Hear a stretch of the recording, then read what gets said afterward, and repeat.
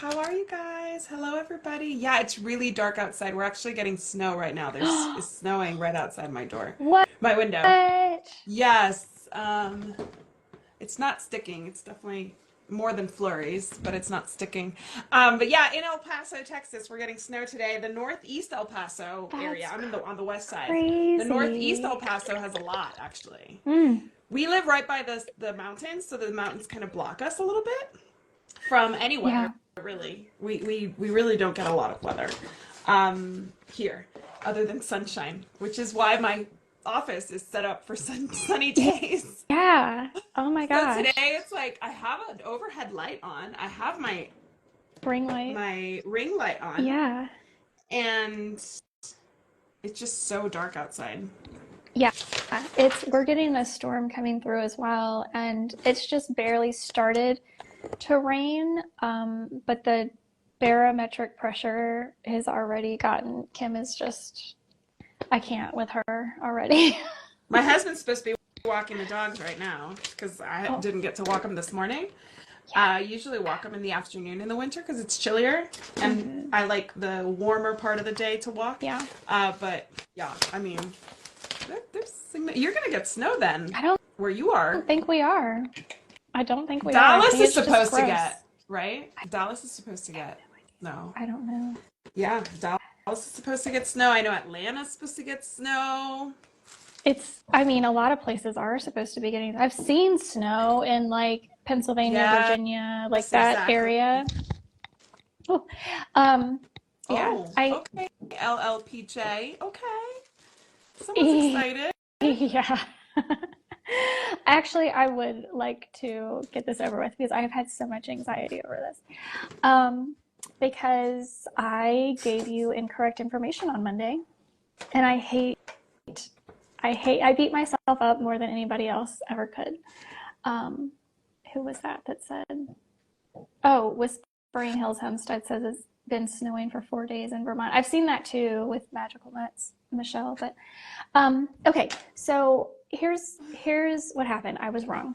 I was wrong, and I as much as I hate being wrong, the point is to get you the correct information. And so I always want to do that.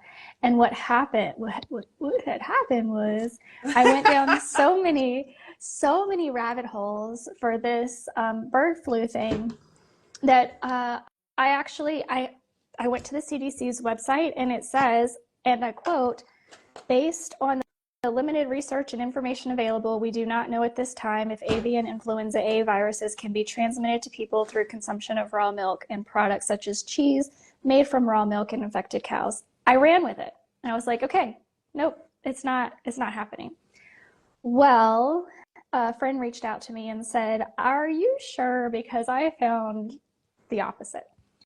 And so I had to go down the rabbit hole again. And here's the thing. Now, currently, even though that is still up on the CDC's website, and I'm linking to it in a new blog post that I'm writing, that is still up on the website for the CDC. On other pages of the website for the CDC, it does say that they have one confirmed human infection with a person with exposure to dairy cows. I, that's still a little like it Dairy doesn't cows or raw dairy milk? right. That's where I'm like, I don't know. Um, However, there were roughly 30 cats on a Texas farm in the Panhandle that got sick, that tested positive for H5N1 after drinking raw milk from cows that tested positive for H5N1. So the conclusion was 16, I think 16 of those 30 cats did end up passing away. And they passed away. Apparently it took 60 days for veterinarians to conclude that they died from H5N1 from the raw milk from the cows. However, again, I went down the rabbit hole because the farm itself in Texas, the dairy farm, they have not released what farm this is, because I wanted to go and look and see what other animals were being raised on that farm. But what I did find is that many local Texas news outlets, I didn't find any national news outlets, but Texas news outlets were confirming that they found many wild dead birds on the same property that were tested positive for H5N1. So even though they are saying that these cats died from drinking infected raw milk from cows, I'm not personally, I just want to bring you the information. Personally, I'm not convinced, because they also had access to, and possibly even hunted, birds that were found dead on the property that tested positive for the same virus. So that's where I'm at with it. I'm just going to say that I was wrong, because it does appear that cows infected with H5N1 do pass on the virus in the raw milk. However, the research because right now it is actually spreading from cow to cow. So this subtype of the influenza A virus seems to have mutated a little bit to be able to spread from cow to cow. And my question that I have not found anybody answering yet is, we know that the subtype that birds have is highly, highly, highly pathogenic for cats and mostly fatal for cats. Is the subtype that now is being spread between cattle as infectious for cats? I don't know. Does that make sense? Am I making sense with my train of thought here? Yeah. So according to AVMA, CDC, the media, like according to all of them, they are saying, yes, raw milk infected with H5N1 is contagious. Like cats and possibly humans are able to be infected. I just haven't found any conclusive evidence that that is true. I'm just saying that this is what they're telling us. So I think it's still we're still going to have to stay on top of this and figure it out for ourselves, in my opinion. But those are the facts as I have them. Okay, so you took a stand the other day where you were not going to change anything. So does this information inspire you to change anything? No, I'm not convinced. Now, my cats don't drink dairy milk. Right. If my cats drank raw dairy milk, I probably would be a little bit more concerned because of the fatality rate in cats. I would still be comfortable drinking the raw cow's milk. I don't think that I would give it to cats, though. That's where I would. I'm not changing anything because they don't get it. And I think most cats don't. But on a farm, cats might. Yeah. So, exactly. yeah, I probably would try to keep the cats away. Unless you're confident. I mean, again, we talked about sourcing on Monday and being confident in your sourcing. And if you own or run a farm, or if you're purchasing directly from a local farmer and you're confident in their sourcing and you've talked to them about, the steps they're taking, the testing that they're doing, and you feel confident, by all means, continue with what you're doing. If you don't feel confident with it, you don't even know where your milk is coming from, then no, I don't think I would be confident in it. Okay. As she sips raw milk. Yes. So yes, as I drink my raw milk, I'm still drinking raw milk. So on Monday, we talked about, most of what we talked about was with food, was with poultry, was with raw poultry. And with cats specifically, I'm concerned. Like I don't believe I don't think there's a whole lot of conclusive evidence that commercial raw foods have caused any problems, even though there have been 2 recalls. The first recall with Northwest Naturals, the Oregon Department of Agriculture did not do what they were supposed to do. You don't trust I that don't trust finding. that one. Yeah. The second one being that it was like a mom and pop, kind of, I mean, probably a little bit bigger than that, but being sold in farmers markets in California. It's not a national brand. I don't know anything about that company. I don't know their packaging, their processing, their sourcing. That may be, I don't know. Yeah. And I bring that up because there is a second report saying, why do I have balloons on this? There's a second report out of LA counties that is saying that raw milk is a contributing factor to 4 house cats in LA County who tested positive for bird flu. Everything that I'm finding so far, these are the same 4 cats in the household with the cat that got sick from the Monarch pet food recall. So I'm not sure how they're saying that it was from, in one area they're saying it was from the raw poultry, and in the other report they're saying it's from the raw milk. And from everything I can find, I believe they're talking about the same 4 cats. If I'm wrong about that, somebody please tell me, but I have searched and searched and searched, and I think these are the same 4 cats. So I'm not sure how they're saying that it's from both of these things. I don't know. So I just want to give you the information that I actually have found and tell you that, I was wrong in what the experts are telling us. The experts are telling us that it is pathogenic in raw milk. I'm just not sure. It's going to change. Like, all of this is going to change. This is not a new outbreak, but no, it's just it's becoming here's what more happened.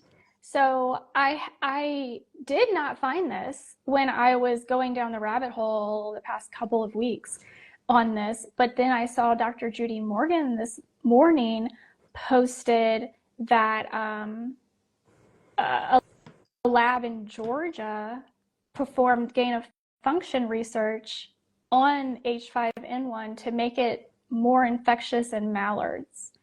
So I went and I found, and there's a study that they were like, did this actually happen? And it appears to be true. So the study came out in 2024. I don't know exactly when the gain of function research was happening, but there is a possibility that is why it is so much more infectious at this point. So yeah, there is, and I put that in a blog. So I'm doing 2 different blogs. I'm doing one just on raw poultry, raw pet food, and then I'm doing another one just on raw dairy because I feel like there's enough information to give them their own, and resources to give them their own blogs. So the one on raw pet food includes that link, and I posted that one today, and I'm currently working on the one for the raw dairy milk to get you all of the sources on that one. So I was just beside myself and full of anxiety for having provided incorrect information, and I needed to get the correct information out. Oh my gosh. I did not know that you were so flipped out, or else we would have done this like Tuesday. It's okay. I needed some time to really go through everything and make sure that I was giving what I feel is the correct information. Well, that's the problem with these situations, is that there's a lot of panic surrounding them, and people are forcing the CDC and this and that and the Department of Agriculture to come up with answers, and so they give hypotheses, and then tomorrow it could be a different hypothesis. Yeah. So we have to stay informed, and obviously we'll be following you, Jessica, and Dr. Judy Morgan, and just kind of keeping an eye. I think like we talked about Monday, the people who have to be really extra careful are anybody who's feeding raw anything to cats. That's really the highest risk factor is for cats. We talked about the way that the virus works and how it affects cats more than it does dogs, and it proves fatal in, what did you say, like 99% of the cases? I don't have a percentage on the cats. It's Everywhere said I've like looked. 100 somewhere, but then you just mentioned that 16 out of the 20 died, so maybe, Yeah. yeah, so maybe not It 100%, doesn't, but it, still pretty yeah, high. it's very high. Yeah. It's very, like everywhere I look is just like mostly fatal, like high incidence of fatality. Like they're not Yeah. giving percentages, but I think that is also because it's so new and we don't have a lot of data to I do actually think I give. saw 100% somewhere because I wrote a Do blog for you? one of my clients Oh, about okay. this topic. And I do believe it was like up there toward 100% for cats. Yeah. So that is, And that really is the reason why, like, if it weren't yeah. so highly fatal, I wouldn't have such crazy concerns for cats. I don't, and obviously, we talked about, yes, it is possible for dogs to get it. It's just so much more rare that I'm just not, at this moment in time, like, my anxiety level for cats is up here and my anxiety level for dogs is down here. So I'm just Yeah. like, I'm sorry, I And I can't mean, do I think it. this is also, I said raw anything, but also remember that outdoor cats are eating raw Yes. birds and stuff. So it's not just your fancy cats at home eating raw food. No. It's also your indoor outdoor cats, your outdoor cats. Well, If you have like an outdoor cat that mingles with your inside cats, that's yeah, I know. There's all kinds of changes that are constantly happening. And on Monday, I did direct you guys to or I told you about a video that Dr. Connor Brady did about where he went in a deep dive of the statistics from the last, well, 2020 to 2024, basically. Hey, BC, how are you doing? I hope you're doing okay. I've been thinking about you lately. Um, so with the actual statistics and showing that like the intervention that we did was all wrong, it makes no sense for viral infections. Why we did it is up for you to decide. I have my own personal beliefs um, that I don't necessarily need to share with you, but it's up for you to decide as to why we did it. And hopefully we won't let that happen again. Um, so yeah, I would highly recommend. And I did link Dr. Connor Brady's video in the blog post that I just published on the raw pet food portion of bird flu. So I just put that in my stories. And there's a ton of links in there for you to check out everything that I found. And I'm, like I said, working on the raw dairy blog right now to get you all of it. I'm not a big blog writer anymore, but I feel like there were so many links to provide for sources, for resources on all of this that I wanted to aggregate it all. And yeah, that I mean, seemed to be the best way. that makes Um, sense. yeah. Absolutely. Keep your cat safe. No raw dairy for anybody who's worried that the raw dairy may not be super safe. Be extra cautious. Just be extra cautious if you have a cat. It doesn't hurt to be extra cautious for a little while until we learn more. Yeah. Yeah, and I think it is primarily for outdoor cats, cats hunting wild birds, especially migratory birds, um, in environments with migratory birds. And chicken, And then, chicken. If you have chickens and your yeah, chickens, are in an outdoor coop, they can be yeah, infected just by the feces of the wild hmm, bird, the infected wild bird. So yep, cover those coops. yes, Keep your cats away from the coops. All that good stuff. yeah, And if you find out that yes, in your area there's like a lot happening as far as cases are increasing, then even if you have a cat that only goes outside every once in a while, maybe bring them inside, like keep them inside for the week and see how that plays out because, we don't want our beautiful household kitties exposed to something just like in a 20-minute romp outside. Yeah. I mean, the weather's not good for cats right now. It's still snowing No, in El no. Paso. It is so So gross here. I'm not gonna be taking him out anytime soon. He doesn't even want to be in the patio, so Aw, poor it's too guy. cold for He just him. like curled up, cuddled up, Hmm. all safe and warm and cozy. That's where I Oh, want to be. that's where I want to be too. That's where I want to be. So, guys, thank you for joining us. It was just a quick Yay. update. Just obviously, Jessica needed to get this off her chest. She was so wrong, so wrong, so wrong. Like we say in Catholic Church, in Catholic Mass, we say by my doing, my doing, my doing. That's what you're reminding me of. You're reminding me of like a confessional in here. It, it You're like, is. I'm so sorry. Dear Father, I have Yeah. sinned. I'm Catholic, so this is all bringing me back to like my Catholic education.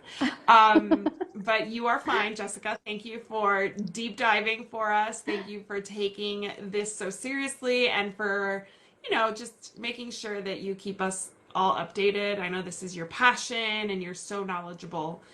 So we never hold it against you if you report Aw. something that is incorrect. Well, And technically, you were not incorrect. One of your sources was. So, yeah. Yeah, well, like, I mean, the CDC needs to get their act together. And, like, on one web page it says one thing, on one web page it says something totally different. But hey, you know what? I should have dug deeper. zero surprises there. That the government Zero. agency would not have all its ducks in a row. I guess pun intended. Yeah. So yeah. Well, thank you guys. And if you're Thank around you. in an hour and a half, I'm going live for my episode of my podcast covered in pet hair. I'm transitioning to an all live. Yes, Jessica is awesome and full of knowledge. Yes, she is. I'm going to transition to a live format for my show. It's a boozy show for pet lovers. I'm interviewing two PR experts in the pet industry. We're going to talk about pet trends in 2025, what's hot, what's not, that kind of stuff. So I'm going to go get a drink soon because not only do I want to be cuddled up, I want to have like a hot toddy today. So Oh, join me at 3 o'clock Mountain Standard Time for my show with Mary Tan and Alexandre Ricard from Whisker Media, The Whisker Report, and Saving Lives. They're involved in those three organizations. awesome. That's so sweet of you, BC, by the way. Thank you so much. I appreciate you, and I hope you're doing well, you and Kat. And I'm just so appreciative that you guys didn't kill me after Monday's episode. I'll repost. I took down, I'm going to repost my graphics. I'm still trying to figure out how I want to word it because I just don't believe it, but it is what it is. Like, I want to get you the best information without my bias, and I have so much bias. You could say what they say, what I say. Yeah. And you can let your reader choose what they want to do. Yes. Yes. All right. Y'all have a great weekend coming up. Thank you, guys. And we'll see you on talk to you. Monday. And if you have any topics you want us to cover Monday, let us know. Hopefully it won't be this same topic. Hopefully there won't be much going on I to hope not. update you. I hope not. All right. Bye, guys. Bye.